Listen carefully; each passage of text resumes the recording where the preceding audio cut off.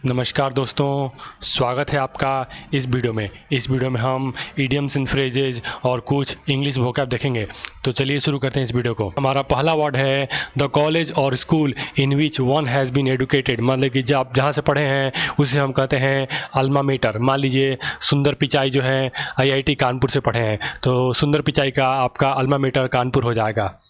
अगला हमारा वर्ड है मेडिसिन विच लेसन पेन, मतलब ऐसी दवाई जो दर्द को कम करती है उसे हम कहते हैं एनोडाइन।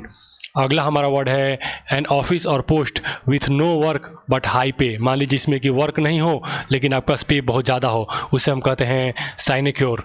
अगला हमारा वर्ड है मेनिया फॉर स्टीलिंग आर्टिकल्स, मतलब लीजिए कि किसी को आदत होती है किसी चीज़ों को चुराने की, उसे हम कहते हैं क्लेप्टोमेनिया। ये अमीर लोग भी कर सकते हैं। अगला हमारा वर्ड है an animal story with morale, ऐसी जानवर कहानी जिसमें कुछ मोराल हो, कुछ नैतिक शिक्षा हो, तो उसे हम कहते हैं फेबल। अगला हमारा वर्ड है a story in which ideas are symbolized as people, उसे हम कहते हैं एलोगोरी। मान लीजिए कोई आइडिया है, कोई विचार है, उसे आप किसी आदमी का रूप दे दें, वैसे स्टोरी को हम कहते हैं एलेगोरी। अगला हमारा वर्ड है टू ग्रेट चेंज और सडन चेंज, मतलब कि जो जल्दी में बदलाव नहीं चाहता उसे हम कहते हैं कंजर्वेटिव। अगला हमारा वर्ड है the art of cutting trees and bushes into ornamental shapes, मान लीजिए कोई पेड़ है उसे हम बहुत बढ़िया से सजा के काटते हैं ताकि वो बहुत बढ़िया उगे, उस तरह की चीज़ को हम कहते हैं टोपियरी। अगला हमारा वर्ड है a child with unusual and remarkable talent, मान लीजिए एक बच्चा है जिसके पास बचपन से ही बहुत ज़्यादा रिमार्केबल टैलेंट है, उसे हम कहते हैं प्रोडिजी। अगला हमारा वर्ड है to secretly store more than what is allowed, मान लीजिए कि अलाउड है आपके 10 किलो स्टोर करने का, आपने 1000 किलो स्टोर कर लिया, तो उसे हम कहते हैं होर्डिंग। होर्डिंग मतलब कि कालाबाजारी करना। अगला हमारा वर्ड है अ पोस्ट विदाउट रिम्यूनरेशन, ऐसा पोस्ट जिसमें कोई आपको पैसा नहीं मिलता। रिम्यूनरेशन मतलब होता है वेतन भत्ता, तो इसे हम कहते हैं ऑनररी। और आपका पुराना वाला साइनिक्योर था, साइनिक्योर में आपका है कि आपको पे होगा बहुत ज़्यादा लेकिन कोई वर्क नहीं होगा। इसमें क्या है कि आपको पे ही नहीं होगा और आपका बस केवल नाम का पोस्ट होगा। अगला हमारा वर्ड है an extremely deep crack opening in the ground, मान लीजिए कि एक ज़मीन है उसमें बहुत ज़्यादा क्रैक हो गया है, उसे हम कहते हैं कैज्म। ये ज्वालामुखी या फिर भूस्खलन का कारण हो सकता है।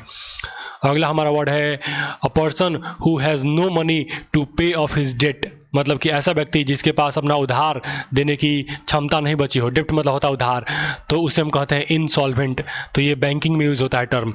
अगला हमारा वर्ड है the foolish believe that one is God, मान लीजिए कि किसी को लगता है कि मैं भगवान हो गया हूँ, तो उसे कहते हैं हम थियोमेनिया। अगला हमारा वर्ड है voluntary giving up throne by king in favour of his son, मान लीजिए कि कोई राजा है अपने बेटे के लिए अपना सिंहासन छोड़ देता है और अपने बेटे को राजा बनाता है, इस पद्धति को हम कहते हैं एब्डिकेशन। अगला हमारा वर्ड है hand writing that can be read, मतलब ऐसी हैंड राइटिंग जिसे पढ़ा नहीं जा सकता है, उसे हम कहते हैं इलेजिबल। देखिए एब्डिकेशन का मतलब होता है कि राजा अपना पद त्याग दे, तो जापान के राजा ने कुछ दिन पहले ही अपने बेटे के लिए अपना पद त्याग दिया था, अपना पद जो है एब्डिकेट कर दिया। अगला हमारा वर्ड है इमेंसिपेशन। इमेंसिपेशन का मतलब ये होता है being set free from legal social और पॉलिटिकल रिस्ट्रिक्शन, मान लीजिए कि आपके ऊपर कोई रिस्ट्रिक्शन लगाया हुआ था, अब आपको छोड़ दिया गया है, तो उसे हम कहते हैं आपको इमेंसिपेट कर दिया गया। अगला हमारा वर्ड है भरबोज। भरबोज का मतलब होता है यूजिंग और expressed more words than needed, मतलब कि जितनी शब्दों की जरूरत है उससे ज़्यादा गज करना, मतलब बेकार की फालतू बातें करना, उसे हम कहते हैं भरबोज। जैसे सर्कमलोक्यूशन था वहीं सेम मीनिंग वाला ही बात है। अगला हमारा वर्ड है एक्सटेम्पोर। एक्सटेम्पोर का मतलब होता है स्पोकन और डन विदाउट प्रिपरेशन, मान लीजिए कोई काम है जिसमें बिना प्रिपरेशन के पहुंच गए और आप स्पीच देने लगे, तो उसे हम कहते हैं एक्सटेम्पोर। अगला हमारा वर्ड है ओमनिसिएंट। ओमनिसिएंट का मतलब होता है कि ऐसा व्यक्ति जो सब कुछ जानते हैं, भगवान के लिए इस्तेमाल करते हैं। अगला हमारा वर्ड है आर्टिकुलेट। आर्टिकुलेट का मतलब होता है हैविंग और showing ability to speak fluently and coherently, मतलब ये होता है कि ऐसे व्यक्ति जिसे सब कुछ क्लीन तरीके से बोलने आता है उसे हम बोलेंगे कि वो आर्टिकुलेट स्पीकर है।